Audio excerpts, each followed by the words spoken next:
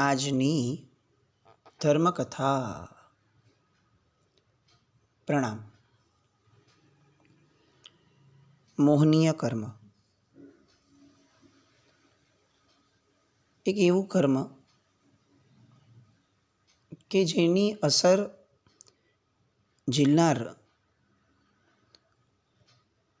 જો આંખ બંધ કરીને ઝીલી રાખે તો અનંત કાળ સુધી હેરાન થવાની એણે તૈયારી રાખવી પડે.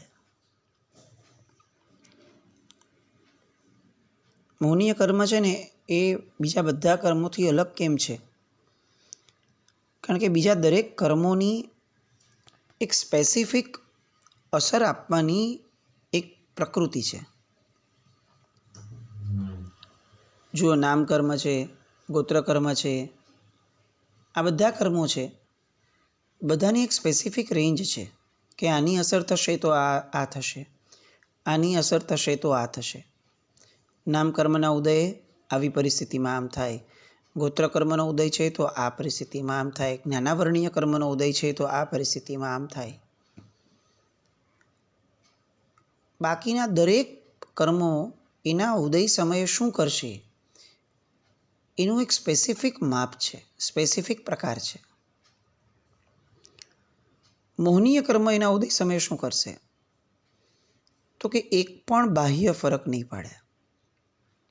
એ આપણને ગરીબ પણ નહીં રાખે, એ આપણને બીમાર પણ નહીં રાખે, એ આપણને કદરૂપા પણ નહીં રાખે, એ આપણને નીચી જાતિમાં જન્માવવાનું કામ કરશે એવું પણ નહીં કરે. આમાંનું કંઈ નહીં કરે. તો આપણને એમ લાગે કે આપણો બહારનો દેખીતો સંસાર એ મોહનીય કર્મના ઉદયથી કંઈ બગડતો જ નથી. તો પછી મોહની અને કર્મનો રાજા કેમ કીધો? બહુ લોજિકલ લાગે કે કોઈને જ્ઞાનાવર્ણીય કર્મનો ક્ષયક્ષમ હોય તો એની બુદ્ધિ જે છે એ થોડી નબળી ક્ષયક્ષમવાળી હોય. દર્શનાવર્ણીય કર્મનો ઉદય હોય તો માણસને નિદ્રા ઘણી આવે. આમ અલગ અલગ કર્મો, નામકર્મ તો શરીરના રૂપને લગતી વાત, ગોત્રકર્મ તો જાતિને લગતી વાત, વેદનીય કર્મ તો શરીરની પીડાને લગતી વાત. બધું જ સમજી શકાય એવા ઉદયો, બધા જ દેખી શકાય. મોહનીયનો ઉદય આવે તો શું થાય? મોહનીયનો ઉદય આવે તો રાગ અને દ્વેષ થાય. હવે આપણને એમ લાગે કે એ તો હવે થવાના જ છે. તો કે એ જો થવાના જ હોય તો એ દરેક ક્ષણે, સમયે બધા જ કર્મો મોહનીયની પાછળ બેસી અને પોતાનો બંધ કરાવી લે. જ્ઞાનાવર્ણીય કર્મ બંધાય તો એની પાછળ બધા જ કર્મો બંધાય એવું જરૂરી નથી. પણ મોહનીય બંધાય તો એની પાછળ બધા જ કર્મનો બંધ થાય સમયે. એવું તે શું છે મોહનીયમાં? એની વાતો માટે પંડિત વીર વિજયજી મહારાજે કેટલીક કથાઓ દ્વારા, ઉપમાઓ દ્વારા આપણને સમજાવવાનો પ્રયત્ન કર્યો છે કે ભાઈ, બીજા બધા કર્મોને તડકે મૂકો, એ બધાને પહોંચી વળાશે. પણ ખરેખર જીવનની અંદરમાં મનુષ્યપણું પામી અને કંઈક કરવું છે, અનંતકાળથી ચાલી આવતા સંસાર ઉપર કંઈક નાનકડો પણ હથોડો ફેરવવો છે, તો મોહનીય ઉપર લક્ષ્ય રાખો. અને એની માટેની આપણી કથા વેપારી રત્નચૂડની. અલ્લડ યુવાન, જે આપણી અત્યારની કક્ષાઓ છે જીવની, અલ્લડ, બાપના પૈસે લહેર એટલે પૂર્વભવના પુણ્યના ઉદયે લહેર. પૂર્વભાવમાં પુણ્ય લઈને બાંધીને આવ્યા છીએ એટલે આ ભાવની અંદરમાં કોઈ પણ પ્રકારે આપણને મારે સારા થવું જોઈએ, મારે કંઈક અલગ વિચારવું જોઈએ, મારે શુભતા તરફ જ દ્રષ્ટિ રાખવી જોઈએ, આવી કોઈ વાતનો આગ્રહ નથી. અલ્લડ છીએ. મન ફાવ્યું તે કર્યું. પૈસાનું જોર છે તો નવા કપડાં લીધા, વાનગીઓ નવી ખાધી, સાધન સંપન્નતાની અંદરમાં ખર્ચી નાખ્યા. શરીર સારું મળ્યું તો ગમે ત્યાં ભટકી અને એનો ઉપયોગ કરી લીધો.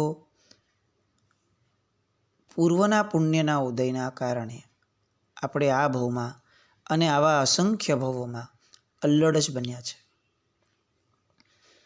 પેલા રત્નચૂડની જે સ્થિતિ હતી એ એક્ઝેક્ટ સ્થિતિમાં આપણે અત્યારે છીએ. હવે આવા સમયે કોક જીનવાણી સૌભાગ્ય મંજરી એ ટોણો આપે કે જાતે કમાઈને જો, પછી ભાન પડશે. અને આવી રીતે એક જીનવાણી એ જીવને ઝટકો આપે છે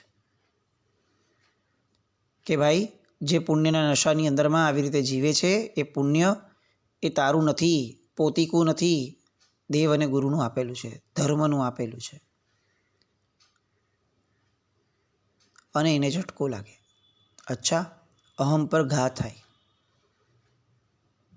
અને હવે એ વિચાર કરે તો કાંઈ નહીં, હું મારું પોતીકું કંઈક ઊભું કરીશ. મારું પોતીકું એટલે શું? તો કે મારું આત્મબળ. પૂર્વના પુણ્ય ઉપર હું નહીં ચાલું, હું મારું મારા બળ ઉપર ચાલીશ. જીવ છું, મારું લક્ષણ છે સંવેદના, મારું લક્ષણ છે ચૈતન્યતા, મારું લક્ષણ છે અનંત જ્ઞાન, અનંત દર્શન, અનંત ચારિત્ર. એ મારું લક્ષણ છે. કર્મના આધારે હું ન ચાલું. અહીંયા રત્નચૂડ જેવા લોકો બહુ ઓછા હોય. ઘણાને આવા ઝટકાઓ મળતા હોય, ટોણા મેણા લાગતા હોય, પણ દરેક વ્યક્તિ આપબળે કમાવવા માટે વયો નથી જતો. એ રત્નચૂડ હતો કે જે ગયો. એવી રીતે જીનવાણી સાંભળી અને કેટલાય લોકોને આ ઝટકો આપવાનો પ્રયત્ન થાય છે કુદરત દ્વારા કે ભાઈ, તારું આત્મબળ વિકસિત કર. આ શું પૂતગલના આધારે જીવે છે? આ શું પૂર્વના પુણ્યના આધારે જીવે છે? શુદ્ધિ ઉત્પન્ન કર. તારું પોતાનું બળ ક્યાં છે? પણ દરેક વ્યક્તિ જંજણ નથી થતો. બહુ રેરેસ્ટ જીવ પોતાનું સત્વ ફોરવે છે અને સત્વ પૂરવી અને પારકી દુનિયામાં, બીજી દુનિયામાં જાય છે કે જે દુનિયા એણે ક્યારે જોઈ જ નથી. જીવનો ક્રમ જોવા જઈએ ને તો નિગોદથી નીકળેલો જીવ એ પોતાની નિગોદની દુનિયા છોડી અને જ્યારે વ્યવહાર સંસારની અંદરમાં આવે છે એ સમયે જીવ આવી જ કંઈક શક્યતાથી આવ્યો હશે કે આ વહેલી તકે આપણે પોતાને પામીને મોક્ષે વયા જઈએ.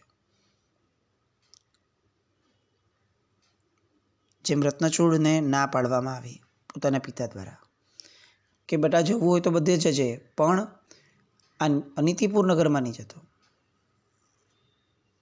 એમ આ જીનવાણી જેમના દ્વારા વહન કરવામાં આવે છે એવા ગુરુ ભગવંતો એ હિત શિક્ષા આપતા જીવને કહે છે કે બેટા, સંસારમાં ક્યાંય પણ જવું હોય તો જજે તું, પણ સંસારની અંદરમાં પોતાનું સમજી અને જ્યાં ફક્ત અને ફક્ત ધુતારા લોકો વસે છે એવા પરિવાર, એવા સંસારના અર્થ, કામ, આ બધાના વ્યવહારોમાં ક્યાંય પડતો નહીં, ત્યાં નહીં જતો. એ ફક્ત ને ફક્ત તને મૂર્ખ બનાવવા બેઠા છે. મનમાં ધારણ કરી અને જીવ નીકળે છે કે જોઈ લેશું, ચાલો ને વ્યવહાર રાશિમાં. અને જેવા એ નગરમાં પ્રવેશ કરે એટલે આહાર સંજ્ઞારૂપ કરિયાણાવાળા વેપારીઓ તૂટી પડે. તમે બસ થોડોક આહાર આપો, એ થોડા આહારના કારણે અમારું પણ સરસ જીવન થઈ જશે, તમને પણ અમે ઘણું આપશું, તમે થોડો આહાર આપો. અને એમ કરતાં કરતાં કરતાં જીવની અનંત શક્તિઓ આ કરિયાણાના વેપારીઓ લઈ જાય. આમ સામાન્યથી આપણે વિચાર કરીએ કે આપણા 70, 80, 100 વર્ષના આયુષ્યની અંદરમાં આપણે કેટલો આહાર શરીરને આપ્યો અને કેટલો સમય ફક્ત આહાર માટે આપણે કાઢ્યો. અને આ બધું કર્યા પછી અંતે સરવાળે આપણે ક્યાં છીએ? ફરીથી એ જ આહારની ભૂખ, એન્ડલેસ. પણ અહીંયા શાસ્ત્રકાર ભગવંતો બહુ સરસ વસ્તુ સમજાવે છે કે તારો આહાર એ જેટલો મોટો પ્રોબ્લેમ નથી ને, એના કરતાં વધુ મોટો પ્રોબ્લેમ તારી મૂર્ખામી છે. કે તું એવું માને છે કે આ કરિયાણાના વેપારીઓ મને ખરેખર મારા પૈસા બહુ મોટા રિટર્ન સાથે પાછા આપશે, તો ખાલી એકવાર સ્વીકારી લે કે આ લોકો મને મૂર્ખ બનાવવા બેઠા છે. જેવું તું આવું સ્વીકારી લઈશ અને એ લોકો પાસેથી, એ આસક્તિઓ પાસેથી તું તારું જેટલું આપ્યું છે એ પાછું લઈ લઈશ, તારું પોતાનું પોત પાછું લઈ લઈશ. એટલે શું? તો કે તારી આસક્તિ જે તે આપી હતી, તારી લાગણીઓ જે આપી હતી એ પાછી લઈ લે. You are done. તને એ લોકો ક્યારે નડશે જ નહીં. પ્રોબ્લેમ આહાર નથી, આહારની આસક્તિ છે, આહાર પ્રત્યેની સંજ્ઞા છે, આહારને આપણી આપેલી સંવેદના છે. એનું કામ પેટ ભરવાનું હતું, તો પેટ ભરવાના કામમાં ચોક્કસપણે એને વાપરી લેવાય, પણ એમાં પછી આપણે આપણો સ્વાદનો ચમચો, આપણી પસંદગીનો ચમચો એ હલાવવા જઈએ તો મુકાણ છે. એટલે કરિયાણાના વેપારીઓ માટેની સૌથી પહેલી શીખમાળ આ આપણને છે કે આ આસક્તિ આહાર સંજ્ઞાની એ સૌથી પહેલાં તને લૂંટવા આવશે દોસ્ત. લૂંટાતો નહીં, સમજણો રહેજે, સમજણો, વિવેકી બનજે. ત્યારે આ શીખ કોણ આપે છે? તો કે આ શીખ પેલી જે કન્યા આવી હતી રણઘંટા, એ કન્યા એટલે કોણ? તો કે ધર્મ. એ રણઘંટાને આવા મૂર્ખ બનાવતા નગરની અંદરમાં પણ આ જીવને જોઈને કેટલીક લાગણી થાય છે કે લે દોસ્ત, તું આ નગરમાં આવી ગયો છે, હાલ હું તને બચાવવા માટે જ આવી છું. એ ધર્મ, ધર્મકન્યા, જેને અંતે રત્નચૂડ વરે છે, લગ્ન કરે છે અને એની હારે જ સુખી થાય છે. મૂર્ખાઓ સાથે રહીને સુખી નથી થતો એ.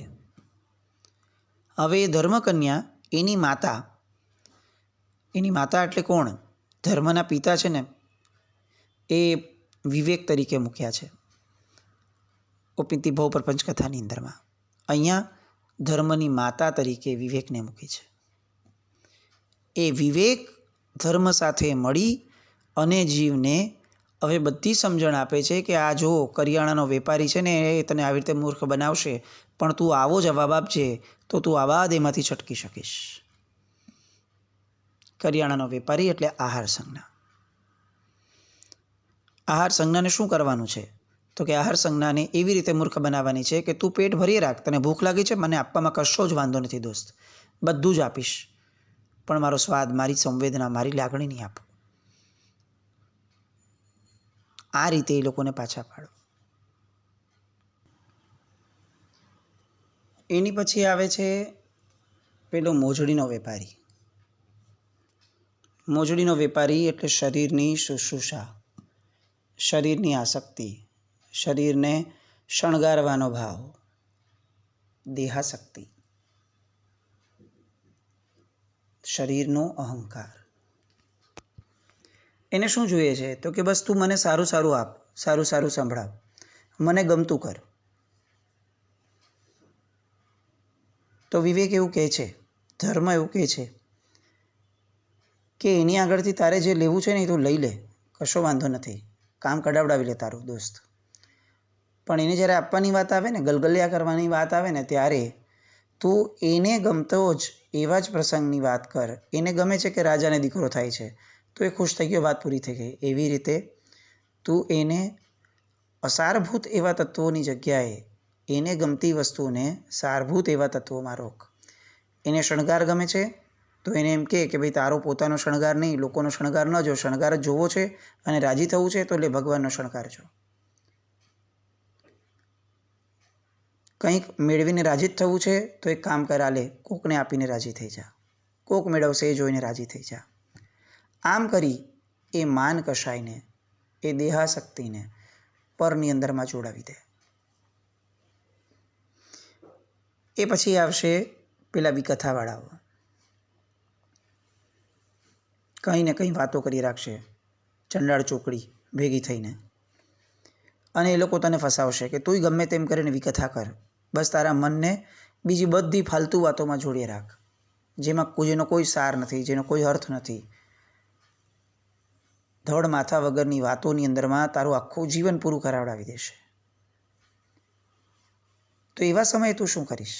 તો કે તારે ઇન્વોલ્વ તો થવું પડશે, કારણ કે તું છે એ લોકોની ભેગો, એટલે એ તો તને ઇન્વોલ્વ કરશે, તને સંડોવશે, તને ફસાવશે. એવા સમયે તું શું કરીશ? તો તું કે એવા સમયે એમને ટાસ્ક આપીશ. એ તને જે રીતે ફસાવવા માંગે છે એનાથી પણ અધિક રીતે તું એને ફસાવો. કેવી રીતે? તો કે એને કથાઓ જ સાંભળવી છે, કથાઓ જ કરાવડાવી છે તારી પાસે, તો તું એને ટાસ્ક આપ કે તારું જીવન, તારી વાતો, તારો સમય એ ધર્મની કથાઓની અંદરમાં વીતે, જે એ લોકો માટે બાઉન્સર છે. તું એમની સાથે એ વાત કર કે તમે સૌથી પહેલાં નબળી વાતો બંધ કરો.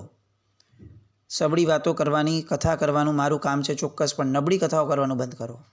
પર વિષયની બધી જ વાતો કરવાનું બંધ કરાવો. જો એ કરાવશો તો હું તમારું ધાર્યું બધું કરીશ.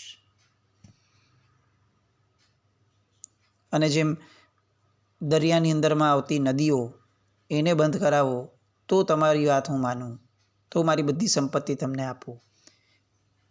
એવી રીતે આ વાત થઈ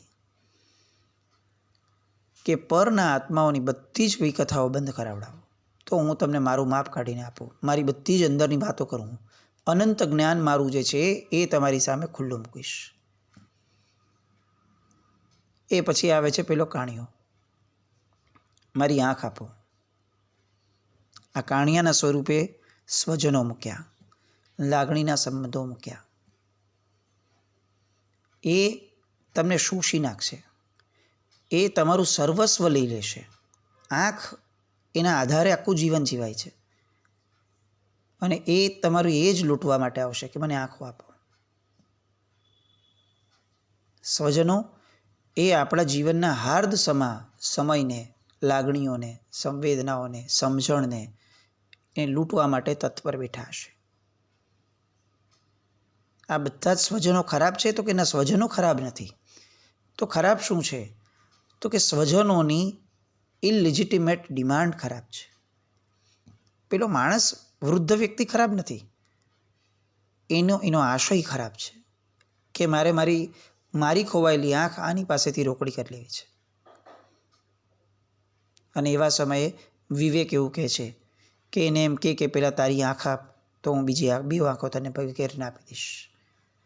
વિવેક એમ કહે છે કે તારે મારે આગળથી તારું કામ કરાવડાવવું છે, પેલા તારો સ્વાર્થ મારી માટે છૂટો કરતા શીખ.